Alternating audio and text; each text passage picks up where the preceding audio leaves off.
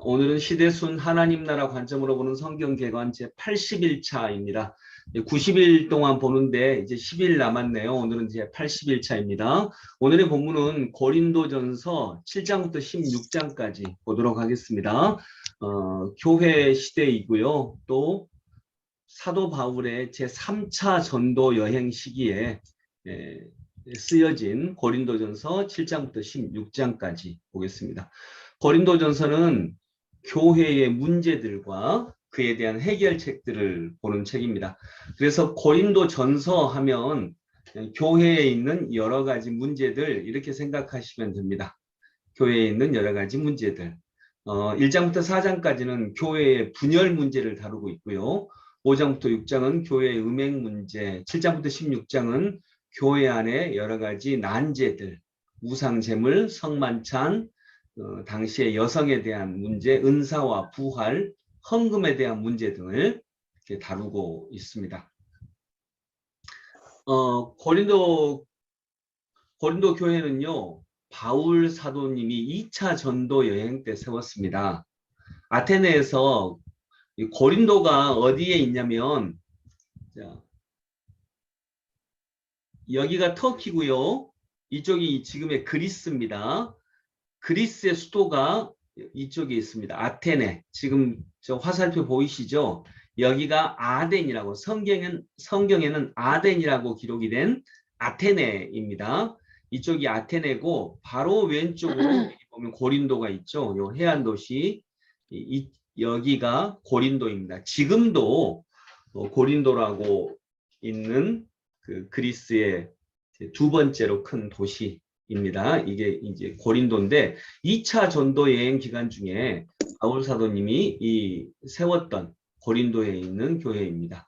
아테네에서 고린도로 처음 왔을 때 바울은 그때 목숨을 잃었던 이런 상황입니다. 근데 하나님께서 이 고린도에서 굉장히 좋은 동역자를 만나게 해주셨는데 그들이 바로 여러분 들어보기는 했을 거예요. 아굴라와 브리스길라 부부. 이 부부가 고린도에서 만난 그리스도인들입니다.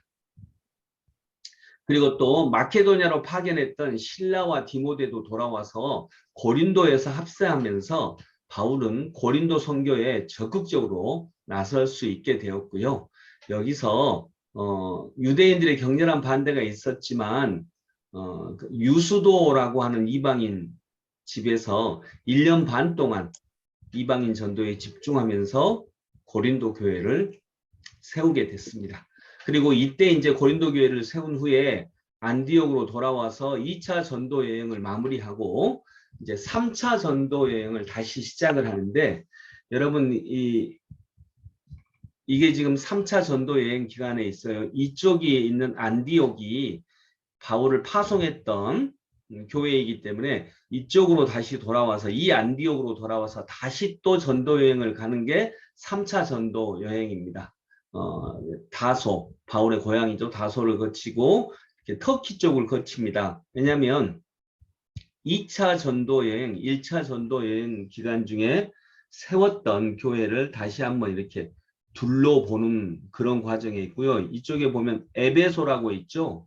이 에베소. 이 에베소에서 3차 전도 여행 기간 중에 바울이 2년 동안 머뭅니다. 에베소에서 2년 동안 머물면서 이 에베소 교회를 세우고 가르치는데 이 에베소에서 2년 동안 머물 때에 고린도 교회에 대한 소식을 듣게 됩니다. 2차 전도 여행 기간 중에 세웠던 고린도 교회가 잘 성장하고 있는데 이러이러한 문제들이 있다더라. 아까 말했던 교회가 분열하고 안에 분파가 많고 또 음행에 대한 문제도 있고 그 외에 여러 가지 문제를 고린도 교회 교인들이 실제로 물어봤습니다. 아까 나온 이 7장부터 16장까지 있는 교회 안의 난제들은 고린도 교회 교인들이 바울 사도에게 물어본 것입니다. 이런 문제는 어떻게 합니까? 라고 물어봤는데 이런 이제 보고를 들으면서 인지하게 되었던 교회의 분열 문제와 음행 문제 그리고 기타 고린도 교회 교인들이 물었던 이러한 문제들에 대해서 답을 준 편지를 에베소에서 써서 고린도로 다시 보내게 되는데 그것이 고린도 전서입니다. 그리고 이 고린도 전서를 받은 다음에 고린도 교회 교인들이 또 이렇게 했다라고 하는 얘기를 듣게 되고 그에 대한 내용으로 또다시 쓴 글이 고린도 후서입니다. 네, 그렇게 해서 에베소에서 그 고린도로 보낸 편지, 두 번의 편지가 바로 고린도 전서 후서다라고 하는 거 기억하시면 되겠습니다. 여기 이 도표는요, 3차 전도 여행에 대한 대략적인 설명입니다. 자, 고린도 전서 하면 뭘 생각하면 된다고요? 교회의 문제들, 그리고 질문에 대한 답변, 이런 내용들을 다루고 있습니다. 그래서 고린도 교회의 문제들에 대해서 교회에 굉장히 많은 문제가 있었다. 그 중에 고린도 전서는 교회의 문제들과 또 고린도 교회 교인들이 물었던 질문에 대해서 바울이 답변한 편지다. 이렇게 생각하시면 됩니다. 자, 교회의 문제들 중에서도 특별히 1장부터 4장까지는 교회 분열에 대한 내용들을 다루고 있고요. 5장, 6장은 성도답지 못한 모습에 대한 교훈, 성적 부도덕, 법정 소송에 대한 이런 문제들을 다루고 있습니다.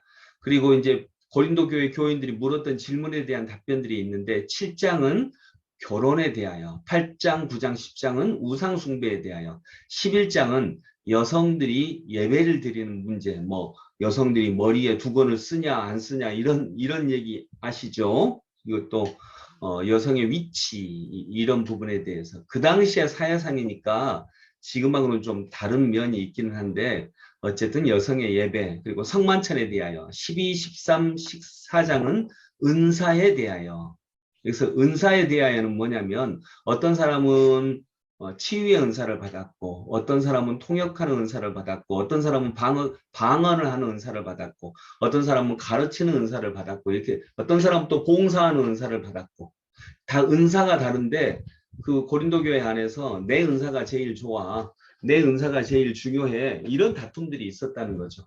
그래서 은사에 대해서 얘기를 하고 있고 네, 사도 바울이 이 은사에 대해서 얘기를 하면서 각각의 은사는 차별이 있는 게 아니라 어떻다고요? 다 동일하다. 다 똑같은 은사이지 어떤 은사가 더 위에 있고 어떤 은사가 더 중요하고 이런 건 없다. 그런데 이 모든 은사에 대해서 기본이 되는 은사가 있는데 뭐라고요? 그 은사가 이게 고린도전서 13장에 나오는 사랑입니다. 모든 은사가 다 필요하고 어떤 게 더 중요하고 이런 건 없는데 모든 은사를 가지고 있다 할지라도 그 모든 은사가 기초해야 되는 또 하나의 가장 폭넓은 은사가 있는데 그것이 바로 사랑이다 말씀하고 있는 것입니다. 그리고 15장은 부활에 대하여 16장은 헌금에 대하여 이렇게 고린도 교회 교인들이 물었던 질문에 대해서 응답을 하고 있습니다. 다시 한번 고린도 전서는 교회의 문제들을 다루고 있습니다. 교회의 문제들. 그리고 에베소에서 고린도로 보낸 편지입니다. 중요한 핵심 문구 한번 봐볼까요? 1장 18절 시작. 십자가의 도가 멸망하는 자들에게 미련하고 구원을 받은 우리에게는 하나님의 능력이다. 네, 아멘. 네. 그 교회 분열을 하는 모습을 보면서 서로 우리가 더 중요하다. 예수파가 있고 바울파도 있어요. 근데 그 아볼로파도 있어요. 또 우리는 바울파도 아볼로파도 아니다. 우리는 그리스도파다. 이렇게 분파가 되게 많았어요. 그 분파들이 서로 협력하지 않고 서로 분쟁하고 그랬는데 거기서 십자가의 도를 말하고 있습니다. 십자가의 도는 우리가 누가 먼저고 누가 더 위대하고 이런 것 없이 서로를 위해서 십자가를 지고 그리스도의 십자가를 마음을 생각하는 이 십자가의 도가 어떤 지혜보다 더 위대하다.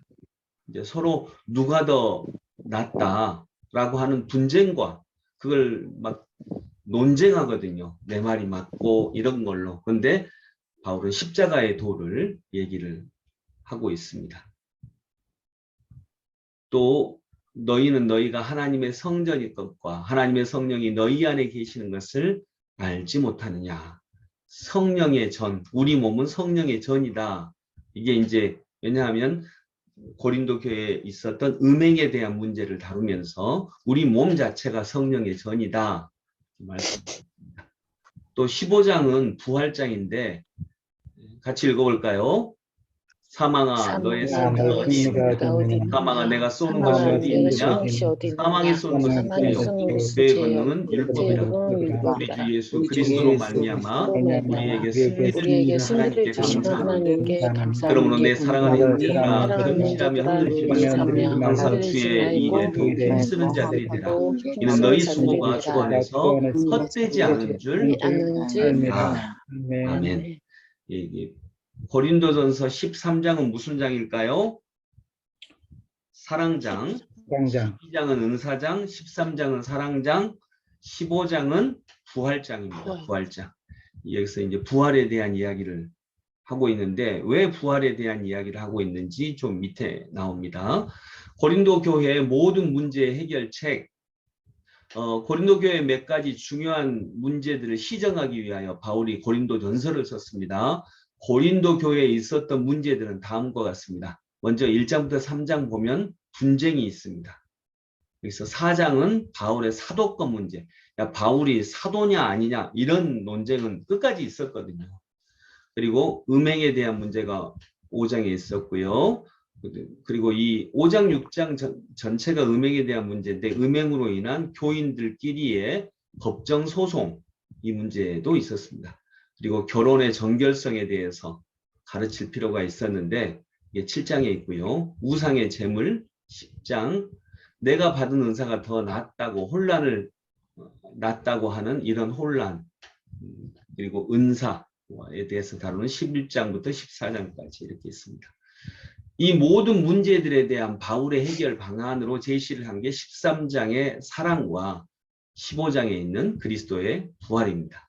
13장은 사랑장입니다. 내가 받은 은사가 더 낫다고 다투고 많은 문제 안에서 불화와 반목을 일삼던 고린도 교회 교인들에게 사랑은 가장 근본적인 해결책입니다. 사랑은 단순히 하나의 은사가 아니라 사랑은 모든 은사의 기본입니다. 아무리 뛰어난 은사가 있다 할지라도 사랑이 없으면 아무것도 아닙니다. 고린도 교회 교인들은 복음에 대한 열정이 있다. 이렇게 자기들이 생각을 했습니다. 그렇지만 그것이 사랑의 세례를 받지 못하면 결국 아무런 도움도 안 된다. 사도 바울은 가르치고 있습니다. 고린도 교회 교인들은요. 자신들이 사랑이 없다고 생각하지 않았습니다. 그런데 바울은 성경적인 사랑이 무엇인지 알려줍니다. 사랑은 뭐냐면 고린도전서 13장 4절부터 7절 같이 읽습니다. 사랑은 오래 참고 사랑은 온유하며 시기하지 아니하며 사랑은 자랑하지 아니하며 교만하지 아니하며 무례히 행하지 아니하며 자기의 유익을 구하지 아니하며 성내지 아니하며 악한 것을 생각하지 아니하며 불의를 기뻐하지 아니하며 진리와 함께 기뻐하고 모든 것을 참으며 모든 것을 믿으며 모든 것을 바라며 모든 것을 견디느니라. 아멘.